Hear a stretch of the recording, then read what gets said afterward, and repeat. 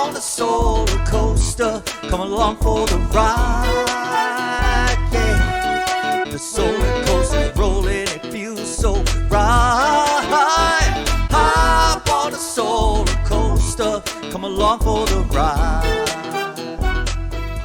And, it's really, I'm calling it a playbook, and it really is focusing on kind of what everyone that I work with wants, which is leads, right? And, it's a shrinking industry, and policy is a big part of that, right? Of the bad name the solar has been getting, and the fear mongering, I'll call it, of, what's going to happen with, the end of tax credits. And, being someone, I'm here in Hawaii, and these are my two systems. And I think, one of the things that I'm trying to advocate for in the book is that, this is not the end of solar. Didn't have tax credits. We were fine, right? There was a, big time the last 5 or 6 years here where SunPower, I work with almost all of the SunPower dealers. They are selling solar for 30% more, and they were still able to. And we're trying to, get some assurances here in the industry that this is, no matter what happens, policies change, but the industry's here to stay. And, what to look for. And I'm really excited to speak to someone who does what you do, because all the people that I've spoken to are, solar company owners, or, all kinds of residential, commercial, talk to manufacturers and all my clients, but I don't have anyone in policy. So I'm interested to hear, your background, how you got into it, what you're seeing, and if there's anything that business owners, solar companies need to know, what they can do, because the solar coaster is rampant. Right. Or descending, however you want to.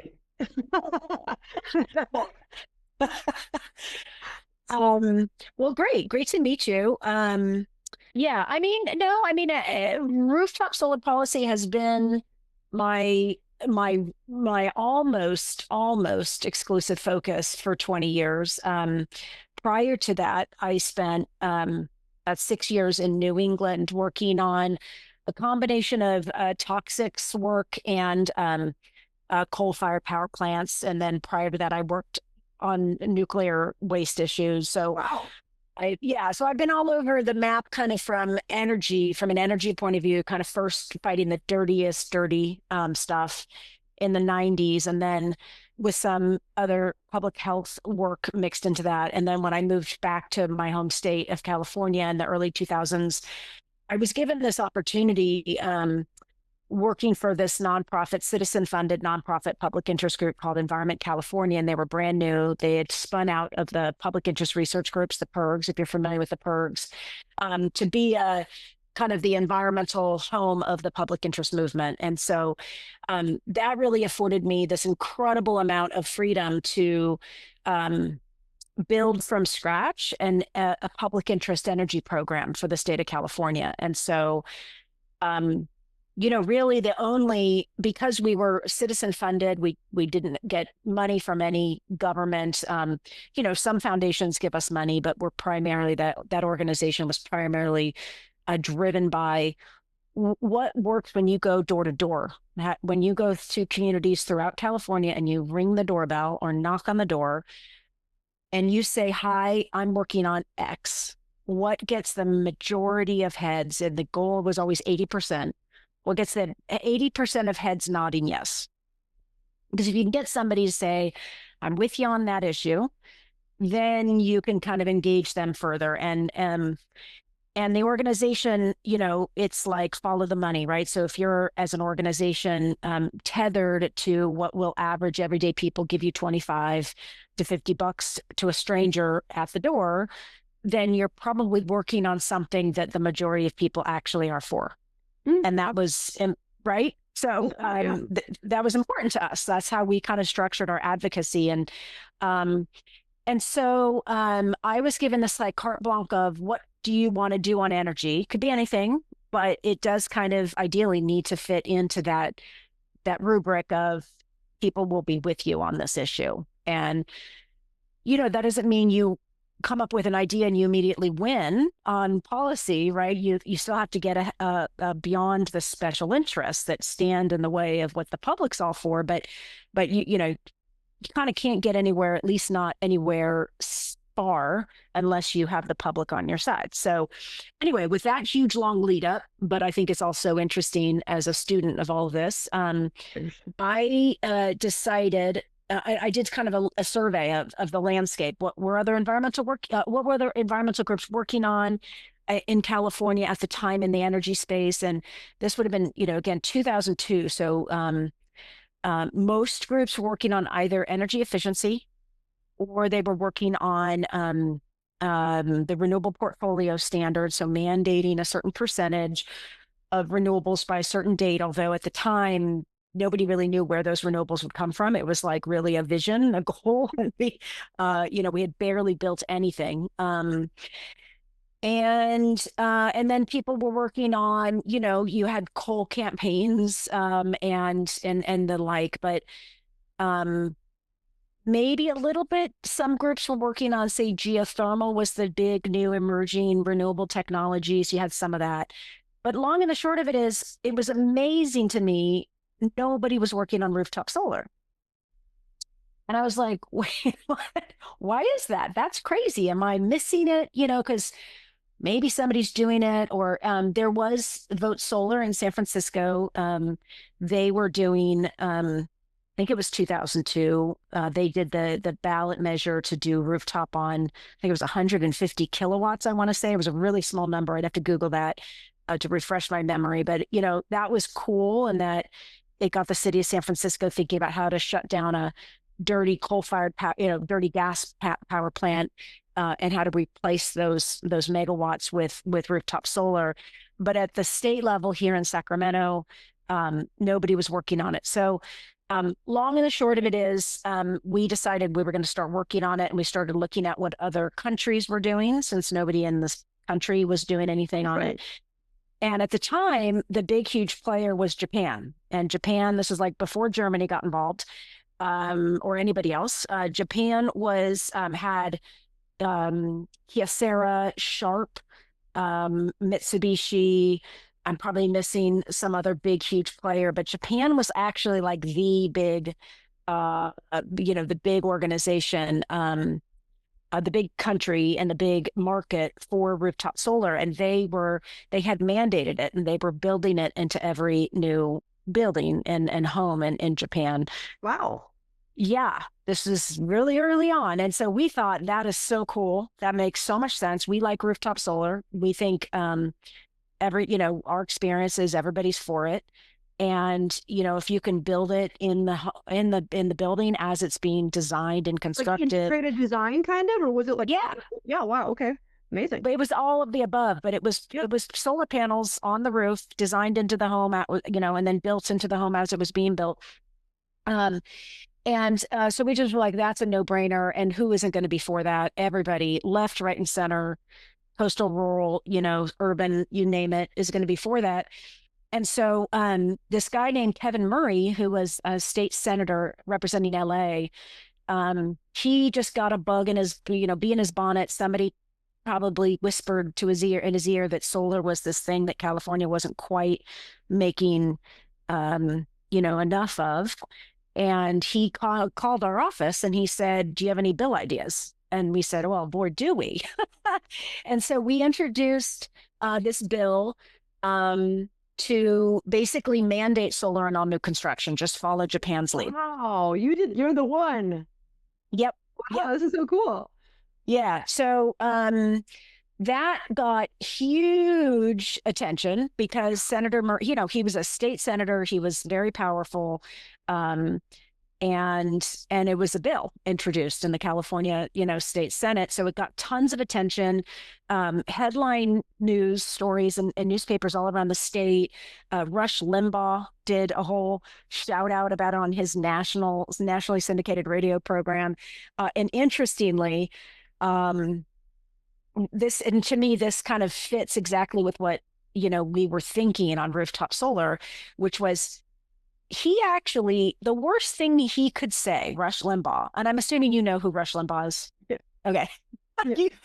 Yeah.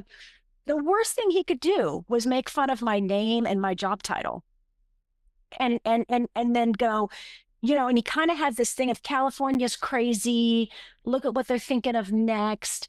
But then he ended the program going, it actually makes a whole lot of sense. It's just we're probably not ready for it to be mandated just yet. That was like the worst thing Rush Limbaugh, besides making fun of my name, that was the worst thing he could say. So we were just like, okay, we're off to the races with this one. And we had bipartisan support, and it was really great. But then the building industry, very powerful, the guys that build homes, they came out very hard against it, and the bill died in the appropriations committee about a month later.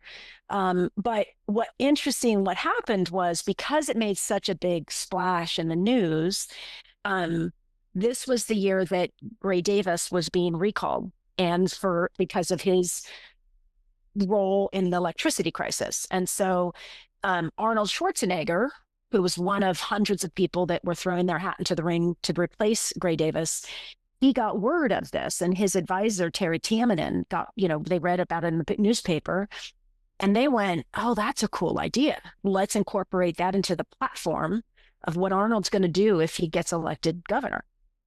And so in Arnold's platform materials, Arnold for governor, we're going to build with solar. We're going to do this. We're going to make so much sense.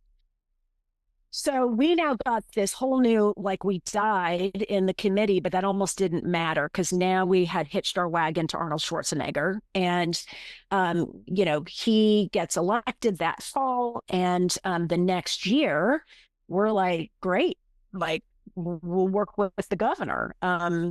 And so we introduced another version of the bill, and it took another, I want to say 6 months of the governor's office just ignoring us, like, oh yeah, he made a lot of promises, right? Doesn't mean he's going to actually do it. And, and it took us a tremendous amount of time to just even get the governor's attention. And it was like we did all sorts of things. This is before the internet, right? So, before social media. We had the internet, obviously, in 2003, but we didn't have social media. And so we did things like people took Polaroid photos of themselves, all around the state, holding up a sign. And then we turned that into a gigantic, photo album, petition, a visual petition. It was early social media, physical thing given. Yeah, it was pretty fun. It was really fun. We got those cardboard cutouts of the Terminator, those 8 foot tall cardboard cutout things that people have in dorm rooms. And we put a suit and a tie on the Terminator, and we covered up bullet holes in his face, so he just actually looked like Arnold and not the Terminator. And we bought 10 of those, and we took them out on the streets all around California, from Lodi to San Diego to the Bay Area. And we just had anybody that walked down the street, they could stand and take a photo with Arnold and hold up a sign saying, keep your promise, build with solar. And we just had some of the coolest, just all walks of life, because anybody that passed by, everybody was with us. Unless they were shy and didn't want to engage, they were with us. We had all sorts of people. Another thing we did was we crowdsourced it was actually in the end, it was a half-page ad in the LA Times. We had a designer here in Sacramento volunteer the artwork, and she made Arnold into a superhero, like a cartoon superhero. And it was, Governor, be a hero, keep your promise. Because again, we had been languishing in nowhere land, couldn't get our phone calls returned by his staff. So we were trying to go directly to him. And so one morning, we finally raised enough money to put in this quarter-page ad. I think it was actually not half-page. It was long and skinny. And he was reading the newspaper, and he saw this ad, and he's like, wait, I told people I wanted to do something on this, and clearly I'm not doing anything because these people have taken the time to run an ad saying I'm not doing anything. Wow, I really chilled when you said that. That was so crazy. Oh my God, it was so cool. And so he called an emergency meeting, and he had all of his staff on this table, big, huge table. and they were all arguing back and forth. And he had people on both sides of the issue, in his team, and people arguing. And as the story goes, he pounded his fist into the table after listening to them all argue for a couple minutes, and he just said, "You don't understand. I want solar. Like, I want this. This is actually something I want. Get to work." So finally, after months and months, I got my phone calls returned, and Arnold became co-sponsor of our bill. And that then breathed a lot of life into it. But then, interestingly, and I'm giving you way too many details, probably they didn't want it. I love this story. Okay, I just went into storytelling. Oh no, I only love it. I went into storytelling mode, didn't I? We ran into partisan politics. So the utilities, PG&E, they reared up. They never liked the bill to begin with. They had let the builders kill it, first iteration. But now that it had real, political power behind it, now they reared up and they became way more the opponent than the builders. And then they got their union, the IBEW, to come on board. And so now you have these two powerful constituencies, especially with the Democrats. And the Democrats were in control back then, even if the governor was Republican. And the Democrats just didn't really want to give Arnold any wins on top of it all. So you have their powerful constituencies, a labor union, and a big donor to the Democratic Party. And then on top of that, you have a Republican who they're at loggerheads with, right? I guess early Arnold, the Democrats hated him. And so we basically got partisan politics, and the bill was, had the votes, but leadership didn't let it go. And so it died on the floor of the assembly. The next year, we revised the whole bill because now the builders were like, no, really, don't mandate it. No, like, really. Arnold, please. So now the bill had this huge head of steam. We had built all of this momentum for it with this big idea of we're going to build every home with solar. It got morphed into now at this point into a mostly an incentive program. And this is what you'll know it for, which is Million Solar Roofs. But the mandate had its germination in that bill. So the bill had three components to it. Enough money to incentivize 1 million solar roofs in terms of an upfront rebate for consumers, a massive expansion of net metering beyond the small cap that had been put in place in 1995. And then the third was it's our intention to build with solar and incorporate into building code. And we'll start with just offering it. And we'll start with an incentive program for builders. So builders get a rebate when they build with it, and we're going to start offering it to all new consumers. So just like you sit down and you go, I want marble countertops instead of, whatever, you get to decide whether you get solar panels on your roof or not.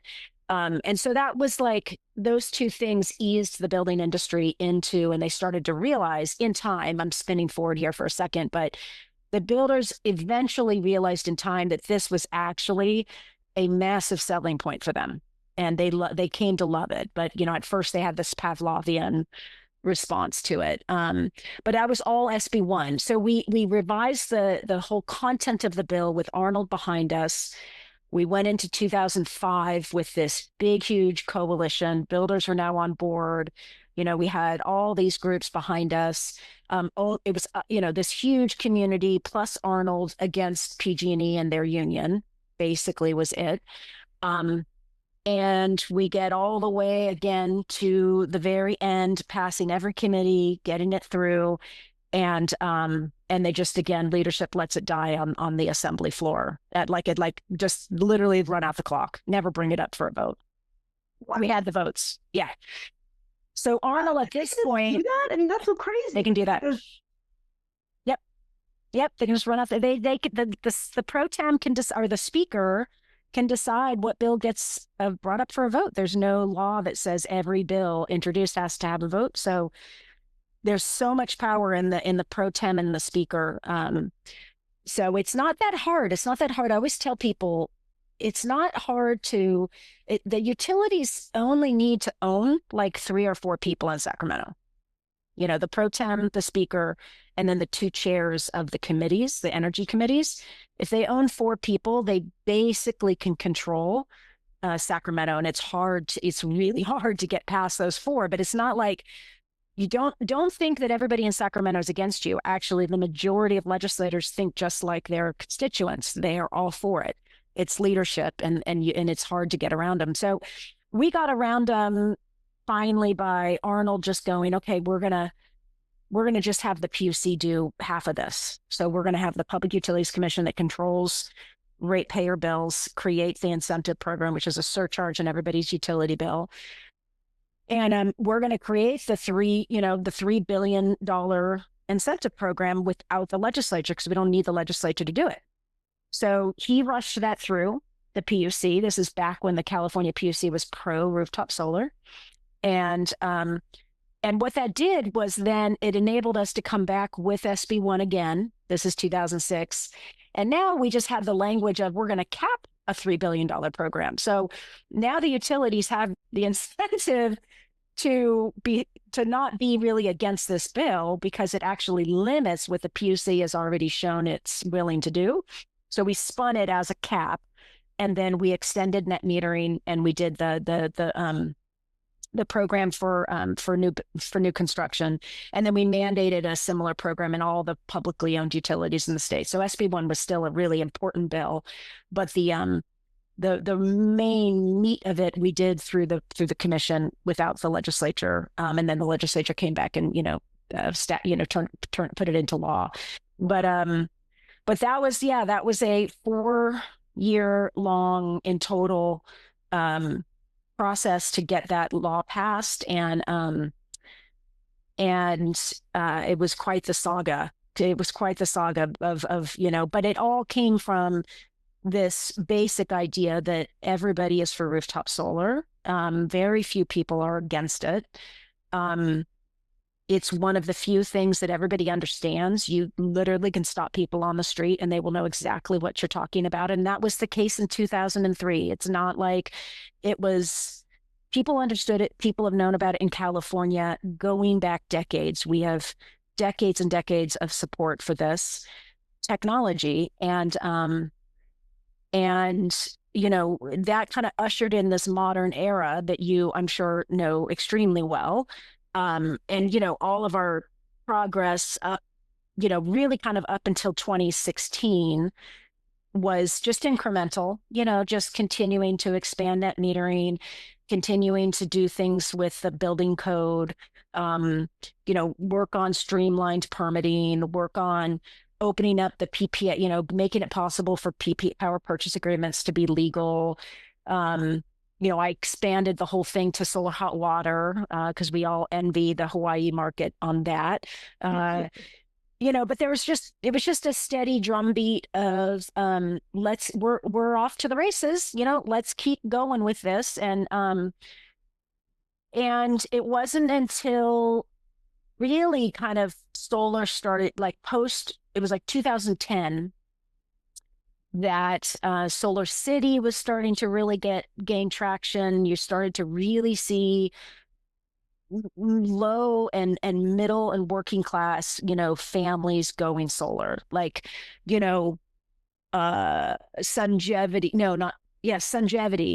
was standing in Lowe's. They have the partnership with Lowe's, right? Like, I think it was Lowe's, not Home Depot.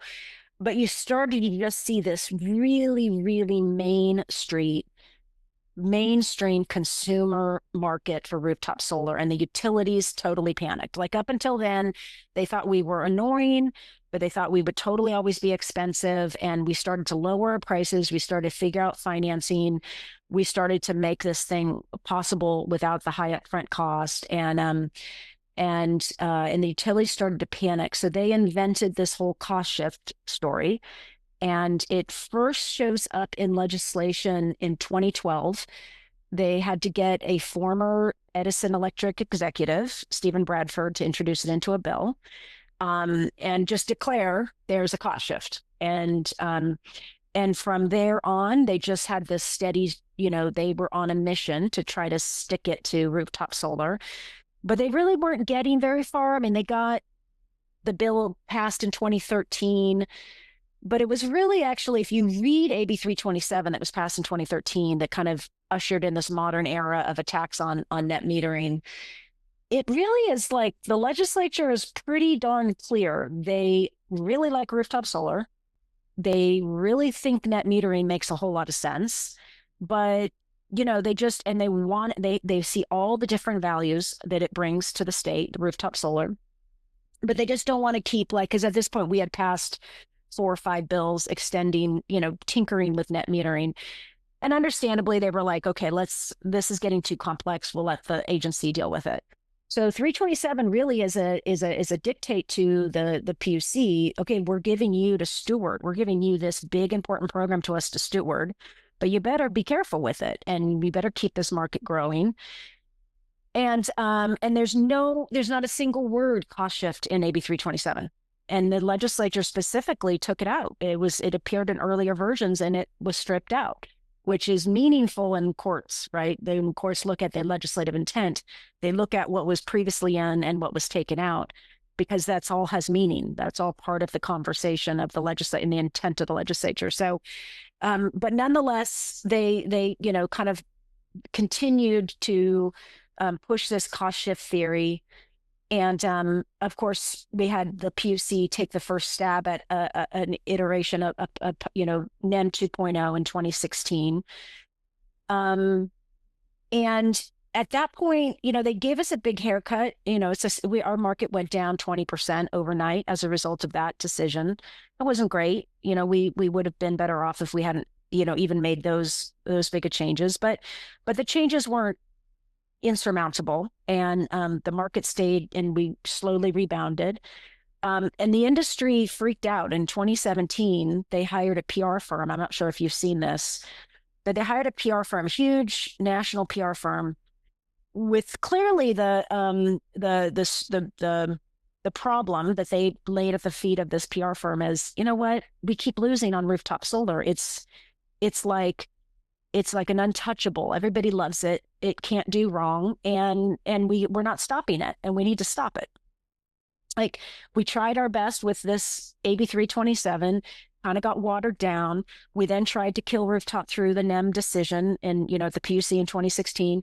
That didn't really turn out, gave this industry a haircut, but they're going to come back stronger. And what do? We gotta kill this industry. It's totally threatening our business and our profits. So this PR firm has this 20-page slide deck, and just basically walking through how they're going to take down rooftop solar for the utilities. Yeah, and it's literally EEI, like Edison Electric is, their logo is on there. It's not even hidden. So it's so fascinating to look at this slide deck, because they're basically like, do you have the slide deck? Yeah, I'll send it to you. Oh yeah, this is good. I know, it's so fascinating. So rooftop solar is the darling. It's up on a pedestal. It can do no wrong. And you utilities, and this is the PR firm kind of wagging their finger, scolding the utilities. They're like, your problem is you guys kind of seem like Neanderthals. You kind of seem like dinosaurs to the consumer. The consumer is all about renewable energy. They love it. And they think you're just standing in the way. And so you guys have to be for something before, if you're going to be against something, you have to be for something at the same time. So here's our suggestion to you, PG&E and Edison and others: before utility scale and against rooftop.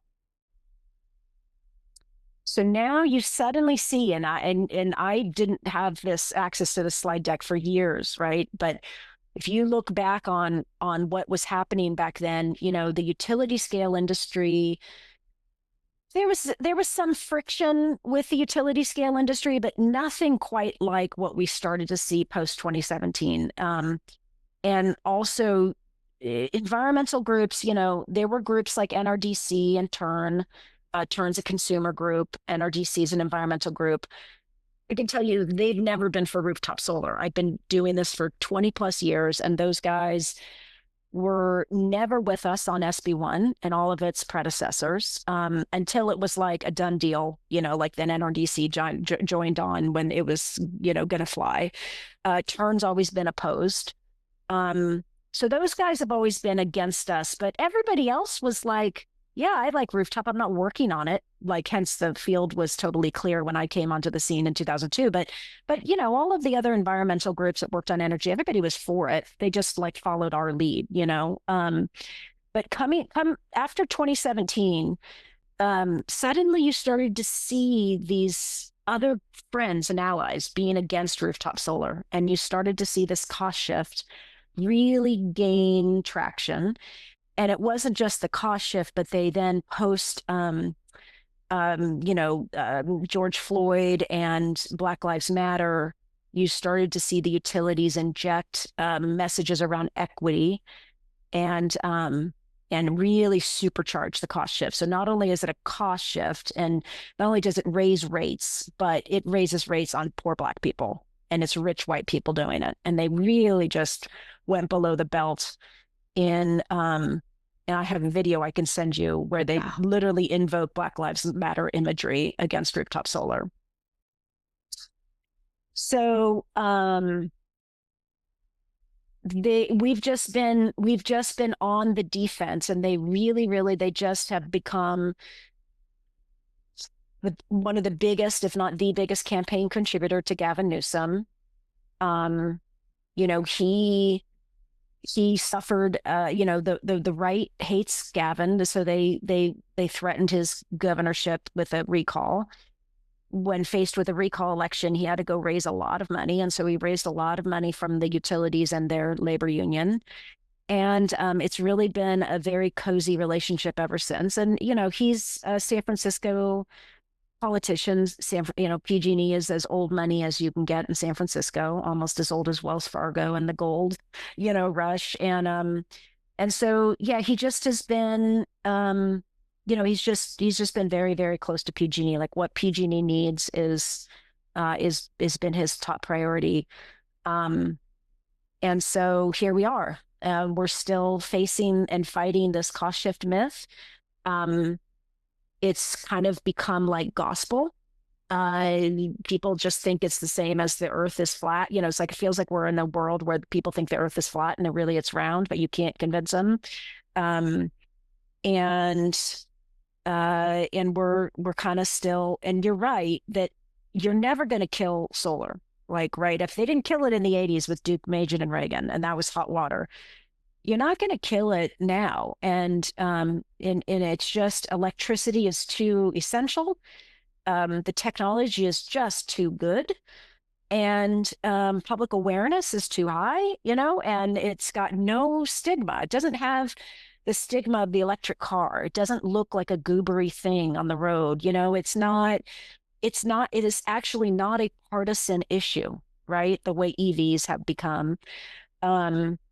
It's for everybody. And our, polling shows like it doesn't matter the demographic. It doesn't matter if you're Latino, if you're Asian, if you're Black, it doesn't matter if you're Republican. Everybody likes it still to this day. And so I agree with your basic premise. But, you can do a whole lot of damage to making the technology accessible and affordable and available to everybody, and growing the market at speed and at scale. And so that's where, if I'm just a solar advocate, I'm not going to lose sleep over all of these policy, roadblocks, because I'm just going to be bullish about my technology. But if I'm an environmental advocate and I care about getting to clean energy sooner than later, and I care about how effective our energy system is for consumers, and I actually, care about the clock, then this is a huge problem. And I would say the same if I was an advocate for, low income Californians, and I cared about just affordability and safety and health in an increasingly hot environment. Like, I would care about this a lot, and I would be very, very upset about where the state has gone and where the state continues to go, and now maybe Washington following suit with a little left-right punch, because the biggest casualty is going to be, teachers, firefighters, regular everyday people trying to afford to live in California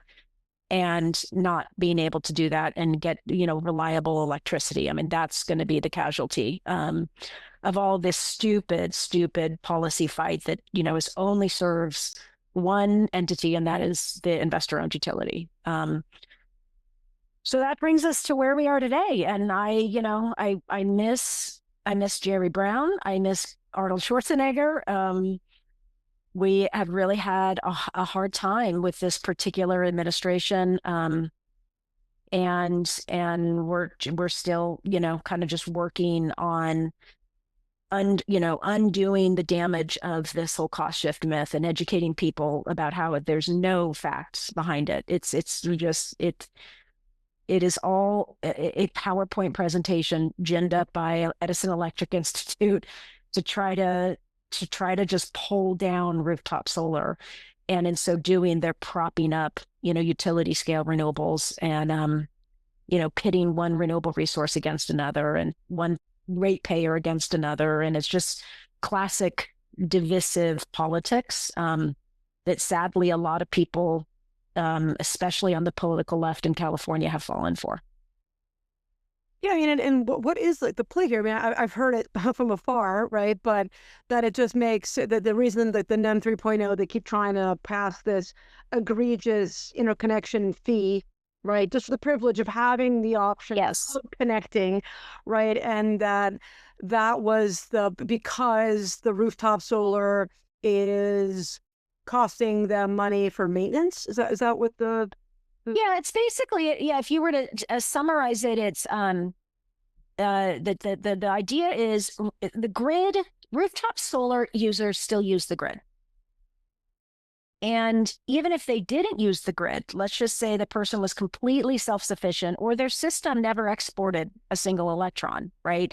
And they were just a consumer with a really odd profile, right? They didn't draw any energy from the grid while the sun is out. And we're in the evening because they've got a battery and they maybe draw a little bit in the winter, like otherwise they're pretty self-sufficient. The idea is whether you're using the grid a little bit or not at all, PG&E has built this big, huge grid, and they've spent billions and billions of dollars, and they are owed that money. That is the basic mentality. They're owed that money. So you're going to pay one way or the other. It doesn't matter. We're just going to spread those costs. And equity in this world, the definition of equity is to spread out the ballooning costs of the grid to as many people as possible. That's equity in this world. So the more expensive the grid becomes, the more important it is that everybody be pitching in. Everybody needs to tithe to PG&E because that's how we, lower the per person cost of this grid. Nobody is talking about the ballooning costs of the grid. Does the grid really need to cost that much? Does the grid need to be that big? What is PG&E spending billions and billions of dollars on? They love to say wildfires, but the data doesn't back that up. About 12% of PG&E's expenses have been wildfire related. What is it? We've had flat electricity demand for 20 years. Flat. It's not increasing. All of the bemoaning about demand going through the roof is never materialized because Californians have met that demand with rooftop solar. So we've had flat demand for 20 years. Wildfires is a relatively modern problem. The utilities haven't actually spent all the money undergrounding and doing other things. And in fact, we all know the wildfires are in large part sparked because the utilities don't spend money on maintaining the grid, right? So what are they spending all that money on? Why are costs going through the roof? Why have they been going through the roof for years and years and years? It's nothing new that California has expensive electricity. Like Hawaii, the reason why we have a strong rooftop market is because of high electricity, right? The utilities like to, they have this other myth, and it's the myth of it's a fake causality. They like to claim that because of the cost shift, because there's so many people with rooftop solar, rates are high. And the causality is actually the opposite. Your rates, California utilities, have been high for 20 years. And that's why there's so much rooftop solar, because people want to get out from underneath your exorbitant priced product and make it themselves. And same with Hawaii, right? I mean, you could look all across the country, and the correlation between a strong market and high electricity rates is 1-to-1. And a weak market and low electricity rates is 1-to-1, right? So it's kind of strange when you think of, when you see the way you said it, because it's like, well, with the net metering, they've actually been able to take the power we've given them and resell it to these others. Totally. So all net metering is, this is what we try to explain to people, but people can't quite get their head wrapped around it. All net metering is just a lowered bill, right? It's just people, one person, the person with rooftop solar, paying the utility less, but the utility gets that energy that for which they did nothing to generate it, and they get full retail from your neighbor. But still, the net effect is PG&E is not getting to collect as much money from those, from ratepayers, and they don't have the justification for continuing to spend money on the grid to make their profits. And so we like to try to say it's a profit grab, like utilities are just trying to grab profits from their customers. But somehow that hasn't really stuck with people. It just doesn't make sense. And what people get afraid of is they get suckered into this idea that all costs are fixed. So the utilities have come up with this other idea, which is basically all of their expenses every year is a fixed cost. It's set in stone. And when they say fixed, they really kind of mean sunk. It's a sunk investment that they made for the good of everybody. And that's just not fair to not let us recover that, because we did that to keep the lights on. We sunk in those billions and billions of dollars into the grid, and now we need to get paid back for those things. And there's two problems with that. One is that there's never an audit, by the way, in California. I don't know if it's like this in Hawaii. Wow. But I was shocked when I learned this. The utilities go and they ask for billions and billions of additional ratepayer dollars every cycle, every funding cycle. And they say, we need to do X, Y, and Z with this money. And the PUC looks at that and goes, well, okay, shave off 10% and we'll say we've done our job, but you get it pretty much, blank, like a rubber stamp. But the PUC never goes back and says, okay, we just wrapped up a year, PG&E. You said you needed X billion for X, Y, and Z. What'd you do? Did you do X, Y, and Z? What did it cost you? Did it cost you as much as you, because it's all an estimate, right?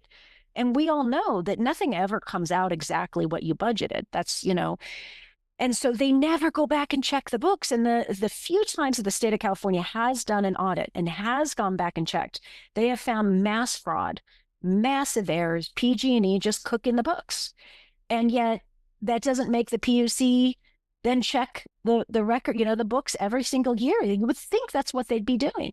The other thing is, how could PG&E have so many fixed costs if the vast majority of what they spend money on is generation and transmission and distribution, right? So to generate the electrons and then to move the electrons across great distances to get to your home.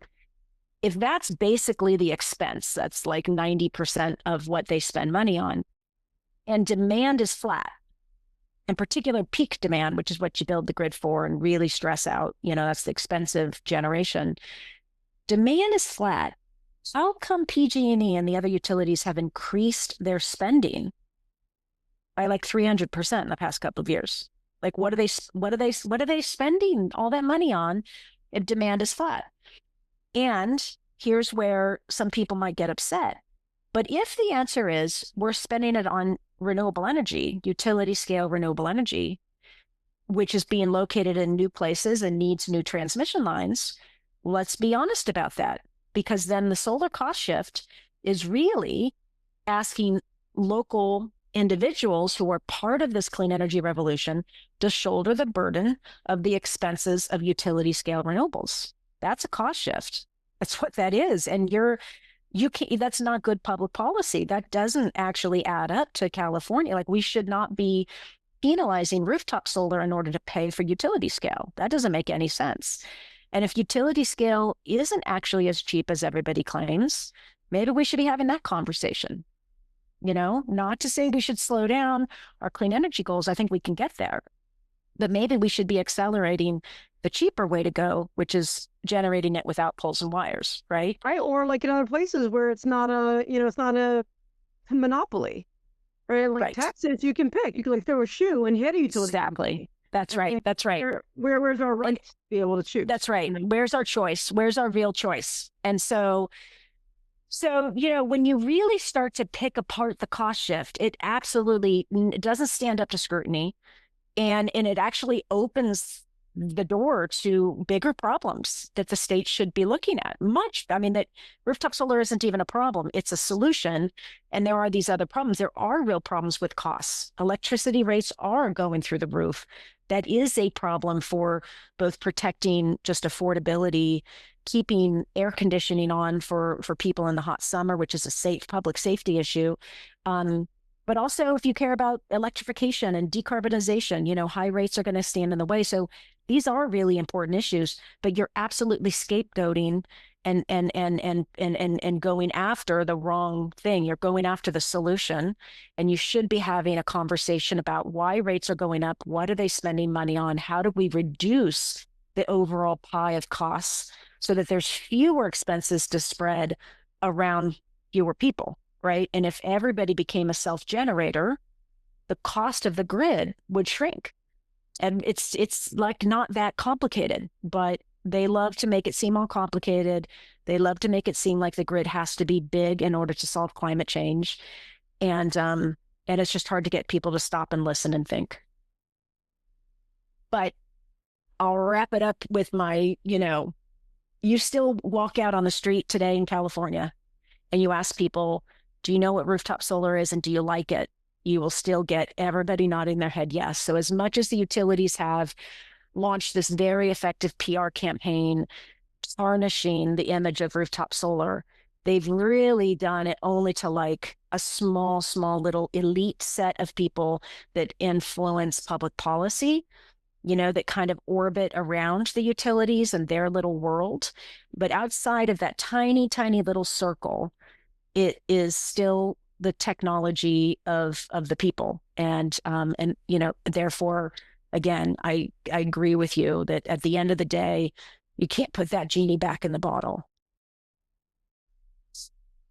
Wow. And then with this new, like net metering 3.0, and that was a big struggle. Now we're hearing there's going to be they're trying to add something else in. Is that going to be called net metering 4.0? Like, are you working on that? I'm not sure what net metering 4.0 is. I'm not sure they're going to call us that. That's like the industry's calling it, but it's not going to be called that. But they smudged it. That it adds with net metering 3.0 that they're going to make it so that people have to pay like $75 for interconnection or based off of their income. I think that's what I had heard. Oh, gotcha. Yes. Yeah. Well, I think what you're talking about is the fixed charge. Yeah. The fixed charge. And now the income graduated. Killer. Like that was really good. Yes. Okay. I see what you're saying. Yes. Yes. So that's right. So as part of the whole NEM 3.0 fight, they came up with this idea of the solar tax, right? Yeah. That in addition to gutting the exports, the state of California also very seriously proposed taxing solar panels. And by the way, I think you might know this, but that has reared up in the state budget every year since 2021. Oh, wow. In the form of, it's like a various forms of the solar tax. This one is in a form of, we're going to tax people for their solar energy because we want to be able to pay for energy efficiency programs and ironically pay for programs like the solar building codes, like building solar into that costs money to come up with those codes and enforce it. It's just absolutely asinine. It's just any excuse to put on the books and set a precedent for charging solar users a per kilowatt hour fee that they for the energy they're not buying from the grid. And so it comes up in all these different permutations, and it's still very much a real threat today is the solar tax. But in addition, kind of baby of the solar tax is this idea of a high fixed charge. So California has always had a minimum bill for a very long time. If you shut up your house and you went traveling the world for a year, you would still pay $12 a month just because you're interconnected to the grid, even if you never used a single electron. You'd still spend $12 a month. So we've had that on our books for a very long time. And so solar users, nobody has a zero bill. That's like a misnomer. Here it's $25. So I think, Yeah. Yeah. And so the utilities were like, okay, well, we want to do not just a minimum bill, but we want to do a fixed charge on everybody that everybody pays on top of their volumetric rate bill. And so they started pushing after the solar tax got defeated as part of NEM3, because that was one of their big things. And we won that, even though it doesn't feel like much of a win because NEM3 was so bad. But they said, okay, well, we'll come back and we'll get a fixed charge and we'll get that tax essentially applied to everybody. And so that was the fixed charge. They wanted an income graduated fixed charge, which was, if you made more money, you paid more. Totally ridiculous. Never had any political viability at all, because the minute the legislature got word of that, they said, no way are you going to do that. That's like, it's kind of like between you and me. Whatever.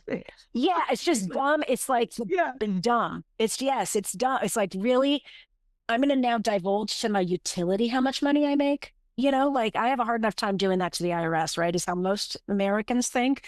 And now you're going to have me divulge, and then you're going to penalize me because I make more money. And then how do you even measure that? And how in the world is that the job of the utility to kind of come out, just the whole thing. Yeah, it just reeked of, kind of communism and just dumbass ideas, like that just are not workable. And, one of the favorite things that people would say in California is like, we have a lot of rich people who don't have a W-4, whatever is our, their money is not in salary, Yeah. It's like they have stock options and property wealth. And there's just a lot of rich people, like the richest people don't collect a salary. No. So it's like, have you guys thought about this at all? You proponents of, it's like, this is so dumb. All you're going to do is hurt the middle class, because that's the dumb Joe, like all of us that have to work day in and day out, and we have to like file taxes and, anyway, so that never saw the light of day. The commission had to run screaming from that. And, they claim that the fixed charge that they adopted last year of $24 a month, that it's still income graduated because they have a smaller one for people on the public assistance program. Oh. So they call that income graduated, which is ridiculous. But so yes, the utilities though wanted a $75 a month fixed charge, and they're still gunning for that. They thought that 24 was a huge loss, barely covers their fixed costs. And again, it gets back to this. They claim everything but this kitchen sink is a fixed cost, but that isn't the case. Fixed costs are by definition costs that the utility incurs regardless of how much electricity you use. So if you use zero or use 6,000 kilowatt hours a month, it doesn't matter. The utility has a certain amount of costs, and then your volumetric, costs go above that and on top of that. And so, real definition of fixed costs in the state of California, it's more like $15 a month is really what the utilities legitimately incur as a result of you just being hooked up to the grid and paying a bill every month. But the utilities just want a subscription service so that everybody's paying regardless, and they can just make lots and lots of money and not be subject to the risk of competition in the marketplace, right? They just don't want to be subject to risk and uncertainty. And who can blame them? Like what industry wouldn't love to just have guaranteed profit? Yeah.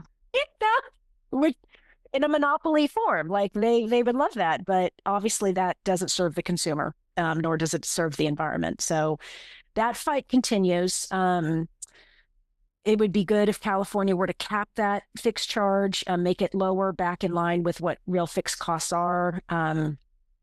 And it'd be good if California just took the solar tax and just declared that is against California. Like we're never going to tax solar panels. That's a bad idea. It'd be nice if California did those two things. Wow. Well, this has been really, I just learned so much. Thank you. You're welcome. Anything we're working on right now that you want to talk about?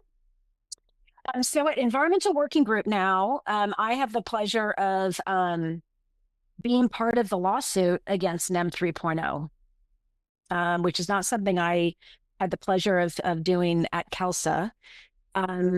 So that is super interesting, and we should know we're going to have, the court has 90 days, and when were we in court? I want to say it was 2 weeks ago. So we might get a decision next week from the state Supreme Court, or they might take another couple of weeks to give us their decision.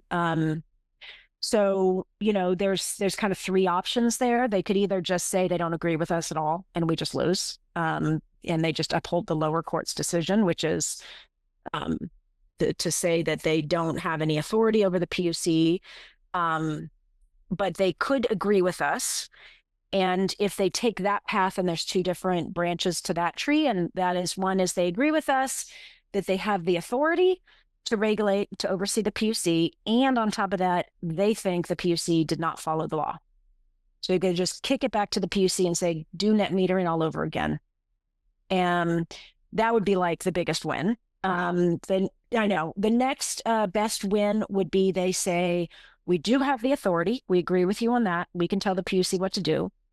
But we don't know on the substance. So we're going to kick it back to the lower court to retake this case up and look at the substance of the issue. Did the PUC follow the law or not? And so we relitigate with a whole new kind of framework for the thing. So we're somewhat optimistic that they're going to at least agree with us on the fact that we do have, the courts do have authority over the PUC. The PUC is not above the courts. But we really have no idea whether they're going to agree with us on the substance or whether they're going to kick it down to a lower court. So we're very eager. Yeah. Well, so be posted on that. That would be. And then is there anything that solar companies can do? I mean, is there any, like, people who are going to read this are, solar business owners, people involved. Is there something that they can do besides being members, or what else can we do? Yeah. I mean, number one really is, like, don't just be a member of a trade group. Give your trade group tons of money. Be involved in the trade group. Like, it's so ridiculous how the burden of representing the solar industry, the rooftop solar industry, falls on the shoulders of like a few tiny little businesses that then, like, there's so many inverter manufacturers, panel manufacturers, distributors. They don't pull their weight. And they all think decisions are all made in DC, and they're just clueless. These fights are at the state level, and there's really no state that is unimportant. Like, all of the states are important, and these guys really should be investing in their own future by giving way more generously and being way more involved. So that, I mean, the further I get from running CALSA, the clearer it is. Like, they just are outgunned, and it's stupid. It's suicide. Like, it's just against their own best interests. So they really do need to do that. Second is they should absolutely be more involved in getting their customers to be politically engaged, either through the Solar Rights Alliance or through Solar United Neighbors, or if there's some other group in a local state that I don't know about. But, we should be like, solar is like a gun. Once people have it, they're like, you pry it out of my cold, dead hands, And that's powerful. It's a powerful affinity. And we should be like the NRA. Like, the NRA is powerful because they have a whole bunch of Clint Eastwoods all around the country that make this a issue for them when they go to the ballot box. But that all takes organizing, and it takes groups to run that. The NRA is a group, and the gun industry, the gun lobby, has done a brilliant job of making them the face of the fight, right? If you think about the fight, you don't think about Winchester or whoever is a gun manufacturer. I can't even think of who gun manufacturers are, because precisely, no, who even knows? Because they put gun users out front. But those gun users aren't there. Like, that didn't happen by itself organically in a grassroots, like selling lemonade on the street. That happened because the gun lobby, the manufacturers, put money into that and said, this is a strategy. And it doesn't mean that it's a fake front group by any stretch. Nobody would ever think the NRA is a fake front group, right? It's a strategy to elevate the voice of your customer. You know, I've thought about that. Like, you know, like this is an industry, and I'm going to talk to. I know RAC, they're client, they do donate quite a lot. But you know, there's others that I can talk to too, like Q Cells. They should be doing more. And yes, totally. Like they don't do anything. And like Panasonic, they've been like really wavering, and now SunPower's back. But I mean, I will talk to people, as well. But you know, when I saw the movie, Dune, I thought to myself, there's not any, and I know that, okay, people are like, oh, you've never, you know, it's about being inside the mountain, but so what? I mean, like, we're not seeing any solar inside of, you know, product placement, like in marketing and whatnot. Right. Yeah. I mean, when I saw, my daughter had the movie, okay, what is it called? Drew, you know, with the Minions. Well, yeah. The new one, and Drew, like, he's undercover, and he's a solar panel salesman. My God, I did not know that. I saw my travel taking pictures, and I'm like, this is amazing. This is like great press, you know? But it's that they're like, what celebrities have solar? Like, we need to have our own campaign. Totally. Yeah. That's a great point. And that is like, there are organizations that you can fund whose sole job is to get products placed in Hollywood. Like, that is an industry. There's a sub industry. Yeah. And yeah, our industry, I mean, I say ours still, but it's just, it's like somehow we haven't yet gotten the memo that there's a war going on. Yeah. And there is like a little bit of this blinders because we have such a great product and because you can't get rid of a good idea really ever completely. I think there is this idea that all of that work that pretty much every other industry partakes in, that somehow solar doesn't need to. And I mean, I don't know if it used to be hypothetical that we would go, yeah, but you know, this is really precarious. There's a lot of people against you. But now it's not even hypothetical. It's like not even this, it's not even a question that they would have our heads. And even if they can't completely keep us down, they can basically penalize us to death and really hurt business. And, you know, we need this industry thriving. We need it to be bigger than the oil industry, right? If we're going to transition, we need solar to be bigger than oil. And so anyway, we're just not thinking big enough, and we're not being willing to engage and play the game. And I love your Hollywood. It's a great example. The third one, which is similar, but it's just like, why don't we have like Got Milk ad campaigns? Yeah. Like, there's just, everybody else promotes their wares in very broad brushstroke ways at billboards and ads. And there's so much we could be doing just to keep people going, yeah, it's good. And just inoculate against the cost shift negative messaging. But we just don't do it. And we claim we don't have money. It's just not true. The industry has money. They just don't spend it on this type of thing. Hop on the solar coaster, come along for the ride, yeah. The solar coaster's rolling, it feels so right. Hop on the solar coaster, come along for the ride.